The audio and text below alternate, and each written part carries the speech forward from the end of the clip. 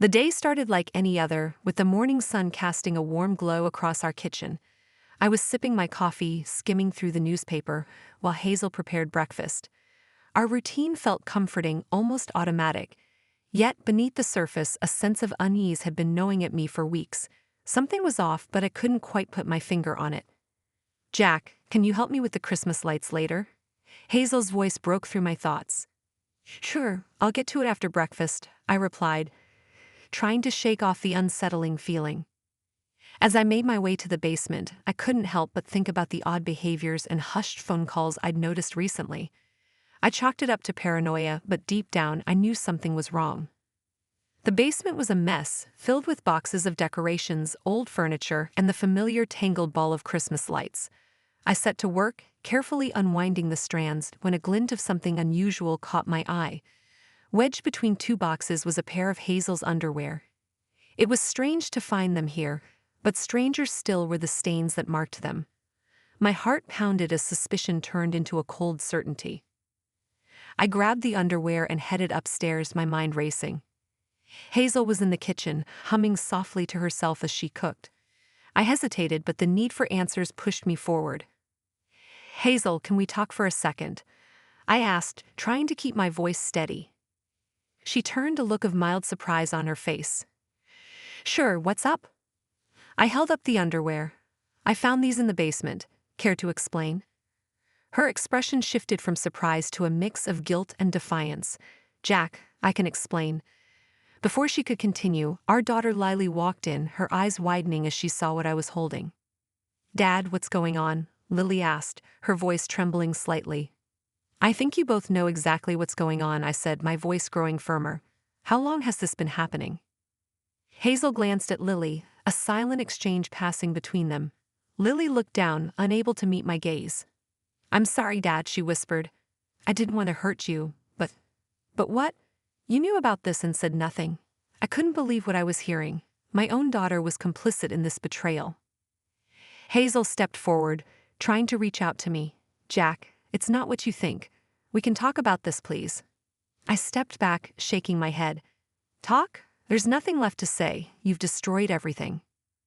Without another word, I turned and walked out of the kitchen, my world crumbling around me. I needed to think to process what I had just discovered. As I stood in the living room, staring blankly at the family photos on the wall, the gravity of the situation hit me. The woman I had loved for over 20 years had been unfaithful, and our daughter had helped cover it up. The rest of the day passed in a blur. Hazel and Lily tried to explain, to justify their actions, but I couldn't listen. Every word felt like another stab to the heart. I needed space, time to figure out my next move. I retreated to the basement, the place where this nightmare had begun, and sat in the darkness, trying to piece together the shattered fragments of my life. As night fell, I knew one thing for certain. The trust and love that had once defined our family were gone, replaced by betrayal and deceit. And in that moment, I vowed to uncover the full extent of their treachery and protect myself from further harm. This was just the beginning of a journey I never wanted to take, but I had no choice. The road ahead was uncertain, but I was determined to navigate it with the truth as my guide. The days following the discovery of Hazel's affair were a blur of disbelief and anger. I had always prided myself on being a trusting person, but now I was thrust into the role of detective, seeking the truth in every corner of my shattered home. My first step was to gather tangible evidence. The stained underwear I found in the basement was just the beginning. I needed more, proof that would stand up in a court of law, should it come to that. I started by installing a small, discreet camera in our bedroom. It felt wrong, like an invasion of privacy, but what choice did I have? The truth had to come out. At night, when Hazel was asleep, I would download the footage to my laptop, my heart pounding with dread each time I clicked play. Most nights, there was nothing but the eerie quiet of our bedroom. But one night, I saw it. Hazel talking on the phone, her voice low and intimate. I couldn't hear the other side of the conversation, but her words were enough. "I miss you too, Luke. No, Jack has no idea. We have to be careful." The confirmation sent a chill down my spine. I felt sick to my stomach, but I knew I couldn't stop now. I needed more concrete evidence. The next step was to monitor Hazel's phone.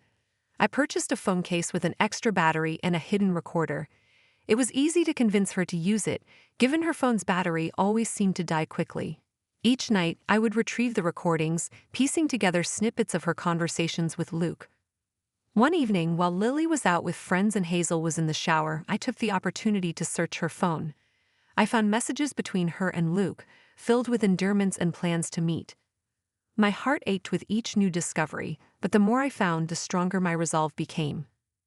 I confronted Lily one evening when Hazel was out. I needed to understand her part in this. "Lily, we need to talk," I said, my voice trembling with a mix of anger and sadness.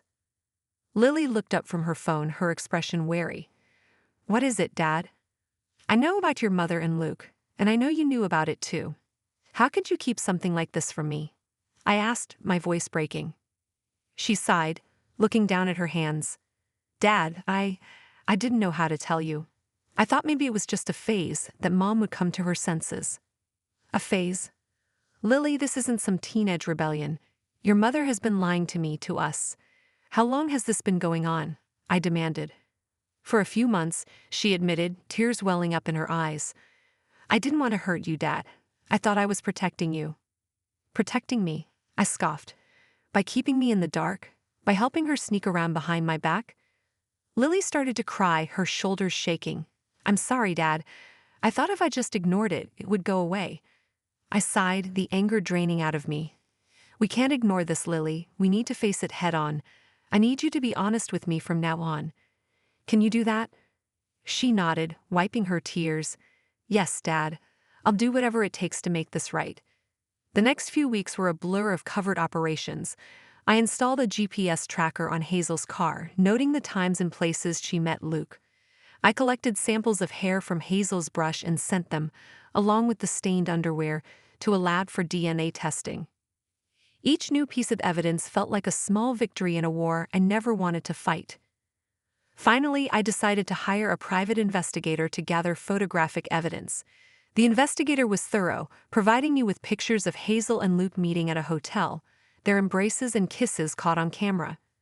The damning evidence piled up, and with each new discovery, my resolve to protect myself and expose the truth grew stronger.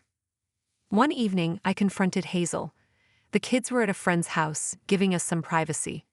"Hazel, we need to talk," I said, my voice steady but cold. She looked up from her book, a flicker of apprehension crossing her face. "What about Jack?" "I know about you and Luke," I said, holding up a stack of photos. "And I have proof. Pictures, recordings, DNA tests. It's over, Hazel. You can't deny it anymore." Her face paled, and she stammered, "Jack, please, I can explain." "There's nothing to explain," I interrupted, my voice rising. "You lied to me, to our family. You betrayed everything we built together. I want a divorce." Tears filled her eyes, but I felt no sympathy. The betrayal was too deep, the wound too raw. As she cried, I felt a strange sense of relief. The truth was out, and now I could begin to rebuild my life, free from the web of lies that had ensnared me. The decision to divorce Hazel had set in motion a series of events that required meticulous planning and execution. I knew that Hazel would try to claim as much of our assets as possible, and I was determined to protect what I could from her grasp. The betrayal had already cost me my peace of mind. I wouldn't let it take my financial security as well. The first step was to liquidate our shared assets. I started with our investment accounts, withdrawing funds and converting them into physical gold. I chose gold because it was tangible, portable, and less traceable than cash. Each weekend, I made trips to different cities, purchasing gold coins from various dealers to avoid raising suspicion. The coins were then stored in safety deposit boxes across town, which I had set up under my mother, Frances' name. One evening, after returning from a particularly exhausting trip, I sat down with Frances to explain my plan. "Mom, I need your help with something important," I said, carefully measuring my words. Frances looked up from her knitting, concern etched on her face. "What is it, Jack?" I took a deep breath. "I've been moving money into gold coins and storing them in safety deposit boxes under your name. If Hazel tries to take everything in the divorce, she won't find it all." Frances put down her knitting, her eyes widening. "Jack, are you sure this is the right thing to do?" "It's the only way to protect what's left," I replied, my voice firm. Hazel has already taken enough from me. I can't let her take my financial future as well. Francis nodded slowly. All right, Jack. I trust you. Just make sure you're careful. With my mother's support, I continued my covert operations. I closed our joint bank accounts and opened new ones in my name only. I withdrew as much as possible from my 400 and Onik, despite the early withdrawal penalties, and converted that money into more gold. I even sold my life insurance policies, cashing them out for whatever I could get. I also began preparing for the divorce legally. I met with a lawyer to discuss my options and laid out all the evidence I had gathered. The lawyer, a stern woman named Margaret, was impressed with the thoroughness of my preparation. You've done a lot of work, Jack, she said, flipping through the files I had given her. This will make things much easier in court. I just want to make sure Hazel doesn't get more than she deserves, I replied, my jaw set. Margaret looked up at me, her expression serious. You need to be prepared for a fight. Hazel will likely contest everything. I'm ready, I said, my voice hard. She won't win. One afternoon, while Hazel was out, I called Lily into my office. I needed her to understand what was happening and why. Lily, I need to talk to you about the divorce, I began, trying to keep my tone gentle. Lily sat down, looking apprehensive. What is it, Dad? I'm taking steps to protect our assets, I explained. I've been moving money into gold and storing it in safety deposit boxes. Hazel can't know about this. Lily's eyes widened. You're hiding money from Mom. I'm protecting what's ours, I corrected. Your mother has already betrayed us. I can't let her take everything in the divorce. Do you understand? Lily nodded slowly. I understand, Dad. I'm sorry for everything. I sighed, reaching across the desk to take her hand. It's not your fault, Lily, but I need you to be strong and stay quiet about this. Can you do that? Yes, Dad, I can do that, she replied, her voice steady. As the weeks passed, I continued to execute my plan with meticulous precision. I maxed out our joint credit lines, using the money to buy more gold and open more safety deposit boxes. I also began to liquidate other assets, such as our car and some valuable collectibles, converting them into cash and gold. The entire process was exhausting, both physically and emotionally. Each step felt like a small victory, but the toll it took on me was immense. I barely slept, constantly worrying about what Hazel might do if she discovered my actions. But the fear drove me to be even more careful, double-checking every detail and ensuring no loose ends could be traced back to me. One night, as I sat in my office, surrounded by documents and gold coins, Hazel walked in. I quickly covered the papers with a file, my heart racing. What are you doing, Jack? She asked, suspicion in her voice. Just some work, I replied, trying to sound casual. Hazel eyed me for a moment, then nodded. All right, I'm going to bed. Don't stay up too late. Good night, Hazel, I said, forcing a smile. As soon as she left, I exhaled deeply, the tension slowly dissipating. The stakes were high, and one misstep could unravel everything. But I was determined to see this through. Protecting my financial future was not just about the money. It was about reclaiming control over my life and ensuring Hazel couldn't hurt me any further. In the coming days, I made the final preparations for the divorce. I gathered all the evidence and documents, making sure everything was in order. The moment of confrontation was approaching, and I needed to be ready. Hazel had already shattered my trust and my heart. Now it was time to shield the fortunes and protect what was left of my future. The day had finally arrived. All my preparations, my sleepless nights, and my strategic maneuvers had led up to this moment. Hazel's annual charity gala was the perfect stage for the confrontation. The thought of serving her the divorce papers at such a significant event felt poetic in a way. It was a place where she always shone. And now it would be the setting for her downfall. I woke up early that morning, my mind racing with the final steps of my plan. I had laid out the divorce papers, the evidence, and the financial documents that would ensure Hazel couldn't claim more than her fair share. I took one last look at everything, ensuring nothing was out of place. My lawyer, Margaret, had already arranged for the papers to be served at the event. That evening, as Hazel was getting ready, I felt a mix of anxiety and resolve. She was radiant in her evening gown, a stark contrast to the betrayal and deceit that lay beneath her polished exterior. Jack, are you coming tonight? She asked, glancing at me through the mirror as she applied her makeup. I forced a smile. I'll be there a bit later.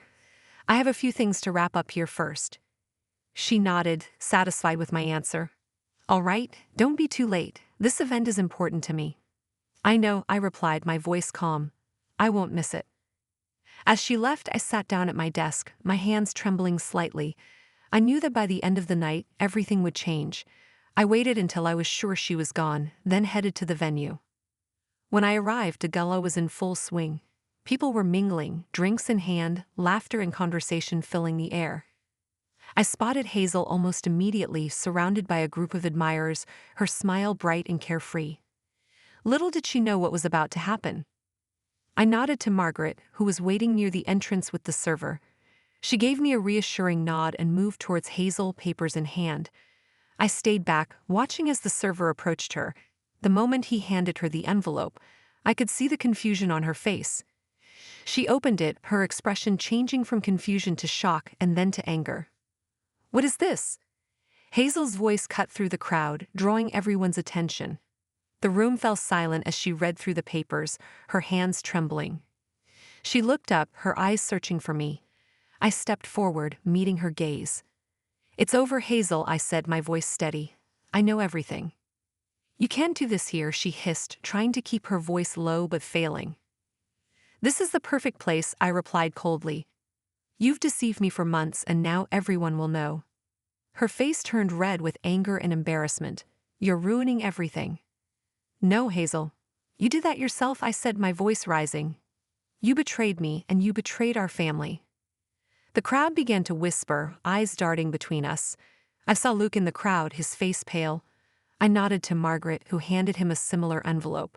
He opened it, his expression mirroring Hazel's shock and anger. What is this? Luke demanded, stepping forward. Consider it the consequences of your actions, I replied. Your employer will know what you've been up to. Luke's face contorted with rage. You think you can just ruin my life? You did that yourself, I said calmly. Now you face the consequences. The tension in the room was palpable. Hazel's eyes filled with tears, but I felt no sympathy. She had made her choices, and now she had to live with them. As the reality of the situation sank in, the room erupted in murmurs. Hazel turned to leave, but I stopped her with a final remark. Hazel, you should know that all our joint accounts are empty. I've taken steps to ensure you can't take more than your fair share. It's over. She looked at me, a mixture of anger and desperation in her eyes. You'll regret this, Jack. No, Hazel, you will, I replied, turning away. The rest of the evening passed in a blur. I left the gala, leaving Hazel and Luke to deal with the fallout. As I drove home, a strange sense of relief washed over me. The confrontation was over, and I had taken the first steps towards reclaiming my life. When I got home, I found Lily waiting for me. Her eyes were red from crying, and she looked up at me with a mixture of guilt and sadness. Dad, I'm so sorry, she said, her voice trembling. I sat down next to her, taking her hand. Lily, I know this is hard, but we need to move forward. We can't change what's happened, but we can learn from it. I never wanted any of this, she said, tears streaming down her face. I didn't know what to do. I know, I replied softly, but we'll get through this together. As I hugged her, I felt a glimmer of hope. The day of reckoning had been painful, but it was also a necessary step towards healing and rebuilding. Hazel's betrayal had shattered my world, but now I had the chance to start anew, free from deceit and lies. And with Lily by my side, I knew we could face whatever came next. The day after the gala felt like the morning after a storm. The house was eerily quiet, a stark contrast to the tumultuous events of the previous night. I woke up early, my mind heavy with the reality of my new life. Hazel was gone, and the life we had built together lay in ruins. Now it was time to pick up the pieces and find a way forward. I sat at the kitchen table, sipping my coffee and staring out the window. The garden, once meticulously maintained by Hazel, now seemed neglected, a mirror of the disarray in my life. Lily came downstairs, her eyes still puffy from crying. She sat across from me, her face etched with guilt and sorrow. Dad, I don't know what to say, she began, her voice barely above a whisper. We'll get through this, Lily, I replied, trying to sound more confident than I felt. We just need to take it one day at a time. She nodded, tears welling up in her eyes again. I never wanted to hurt you. I was so confused and scared. I know, I said, reaching across the table to take her hand. But we can't change the past. We can only learn from it and move forward. We spent the rest of the morning talking, sharing our feelings, and trying to make sense of the chaos. It was a painful but necessary step towards healing. I knew that rebuilding our relationship would take time and effort, but I was determined to make it work. Later that day, I met with Margaret to discuss the next steps in the divorce proceedings. We went over the financial details, ensuring that everything was in place to protect my assets and secure my future. "You've done everything right, Jack," Margaret said, giving me a reassuring smile. "Now it's just a matter of letting the legal process take its course." "Thanks, Margaret," I replied, feeling a bit more at ease. "I appreciate everything you've done." As the days turned into weeks, I focused on rebuilding my life. I took care of the house, catching up on neglected chores, and slowly started to find a new sense of normalcy. Lily and I spent more time together, rediscovering the bond we had almost lost. We went for walks, cooked meals together, and talked about our plans for the future. One evening, as we sat in the living room, Lily turned to me with a hesitant expression. "Dad, can we talk about the wedding?" I sighed, knowing this conversation was inevitable. "Of course, Lily. What's on your mind?"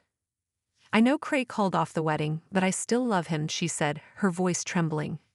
"Do you think there's any chance we could work things out?" I looked at her, seeing the hope and fear in her eyes. "That's something you and Craig need to figure out together. If you both want to make it work, you'll have to be honest with each other and rebuild the trust that was broken." She nodded, tears streaming down her face. "I just want to be happy again." "You will be, Lily," I said, pulling her into a hug. "It's going to take time, but you'll find your way." A few days later, Craig came by the house to talk. I could see the apprehension in his eyes as he stood at the doorstep. Lily was upstairs, giving us some space. "Jack, I'm really sorry about everything," he began, his voice filled with remorse. "I love Lily and I want to make things right." "I appreciate that, Craig," I replied, studying him closely. "But this isn't just about me. You need to earn Lily's trust back and show her that you're committed to making this work." "I know," he said, nodding earnestly. "I'm willing to do whatever it takes." "Good," I said, feeling a glimmer of hope. "Because if you hurt her again, you'll have me to answer to." Craig smiled weakly, understanding the weight of my words. "I won't, Jack, I promise." As Craig went upstairs to talk to Lily, I sat back, feeling a mix of emotions. The road ahead was uncertain, but I was starting to see glimpses of hope and healing. Hazel's betrayal had shattered our lives, but now we had the chance to rebuild stronger and wiser than before. Days turned into weeks and the legal proceedings moved forward. Hazel tried to contest the financial arrangements, but Margaret and I stood firm. Eventually, the court sided with us, and Hazel was left with only a fraction of what she had hoped to gain. The finality of the divorce brought a sense of closure. I watched as Hazel moved out of our house, her presence finally a thing of the past. The house felt lighter, the air clearer, as if a weight had been lifted. One evening, as Lily and I sat in the garden, she turned to me with a thoughtful expression. "Dad, do you think we'll ever be truly happy again?" I looked at her, seeing the strength and resilience that had emerged through the pain. "Yes, Lily, I believe we will. It's going to take time, but we have each other. And that's enough." As we sat there, watching the sunset, I felt a sense of peace. The journey had been long and painful, but we were on the path to healing. The pieces of our lives were slowly coming back together, and with each passing day, we were finding our way back to happiness. The sun was setting, casting a warm golden glow over the neighborhood as I walked through the park. This had become part of my routine, a way to clear my mind and reflect on the changes in my life. The path ahead seemed daunting, but I was determined to move forward, one step at a time. Back at home, Lily was waiting for me on the porch, her face brightening as I approached. "How was your walk, Dad?" she asked, standing up to give me a hug. "It was good," I replied, smiling. "Gave me some time to think." We went inside and started preparing dinner together. Cooking had become our bonding time, a way to reconnect and find a sense of normalcy. As we chopped vegetables and stirred pots, we talked about our day and our plans for the future. "Dad, I've been thinking," Lily said as she set the table. "I want to go back to school, maybe study psychology. I think I want to help people who've been through difficult situations like we have." I looked at her, feeling a swell of pride. "That sounds like a wonderful idea, Lily. You've got such a kind heart, and I know you'd be great at it. She smiled, her eyes sparkling with determination. Thanks, Dad. It feels good to have a direction, something to work towards. As we sat down to eat, the conversation turned to Craig. He had been coming around more often, and it was clear that he and Lily were working hard to rebuild their relationship. There was a cautious optimism in the air, a sense that healing was possible. Craig's been really supportive, Lily said, her voice soft. He's been going to therapy, trying to understand his own issues and how to be a better partner. That's good to hear, I replied, nodding. It's not an easy process, but it sounds like he's committed to making things right. After dinner, we settled in the living room, each of us with a book. It was a quiet, peaceful evening, the kind we hadn't had in a long time. I glanced over at Lily, who was absorbed in her reading, and felt a sense of gratitude. Despite everything, we were finding our way back to each other. A few weeks later, I received a call from Margaret. She had some updates on the financial situation and wanted to meet to discuss the final details. Jack, things are looking good, she said as we sat in her office. We've secured your assets, and Hazel's attempts to contest the arrangements have been dismissed. You're in a strong position now. That's a relief, I replied, feeling a weight lift off my shoulders. Thank you for all your help, Margaret. I couldn't have done this without you. You've been through a lot, Jack, she said, giving me a warm smile. But you're coming out the other side stronger. Just keep focusing on your healing and rebuilding your life. As I left her office, I felt a renewed sense of hope. The legal battles were behind me, and I could now fully focus on the future. I decided to stop by the community center on my way home, where a support group for people going through divorce was meeting. Walking into the room, I was greeted by a circle of people, all of whom had their own stories of pain and recovery. I took a seat and introduced myself, feeling a bit nervous but also hopeful. Hi, I'm Jack, I began. I've recently gone through a divorce after discovering my wife's affair. It's been a tough journey, but I'm here to heal and move forward. The group welcomed me warmly, and as the session progressed, I felt a sense of camaraderie and support.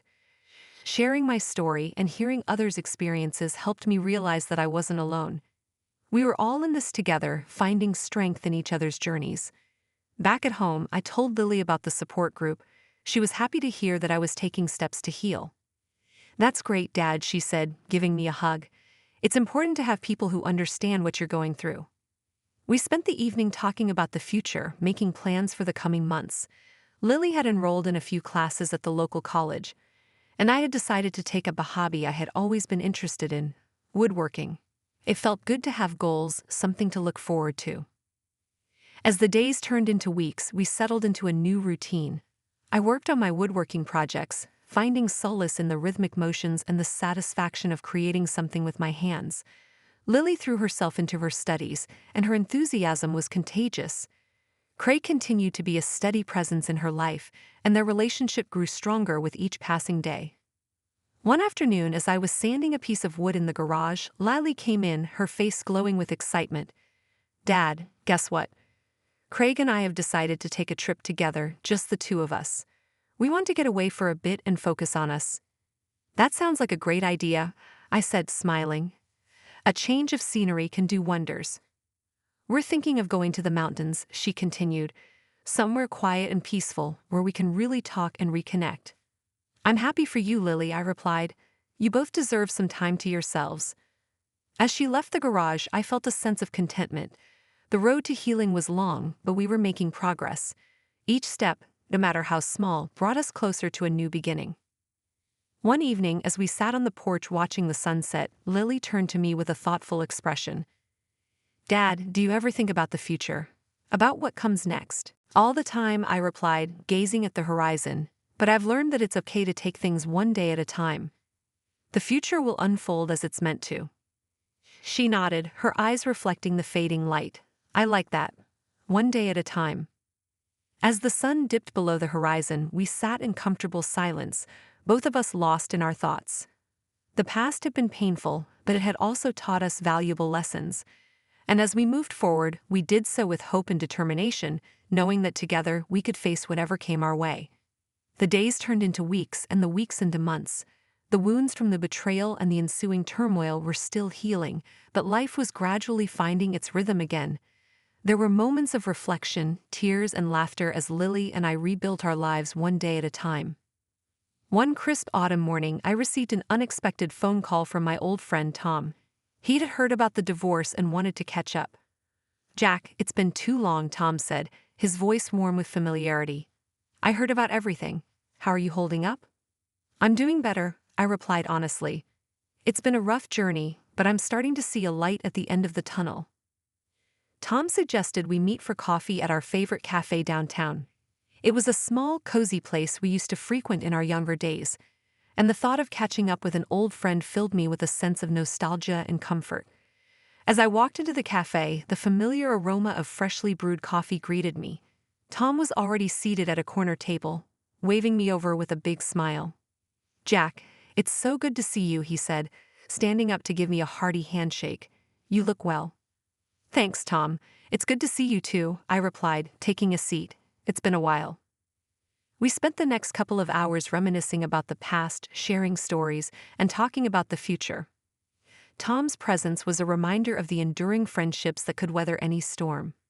"So, what's next for you, Jack?" Tom asked, leaning back in his chair. "Any plans for the future?" "I've been thinking about starting my own business," I said, surprising even myself with the revelation. "Something related to woodworking. I've always loved working with my hands, and it feels like the right time to pursue it." Tom's eyes lit up with enthusiasm. "That's a fantastic idea.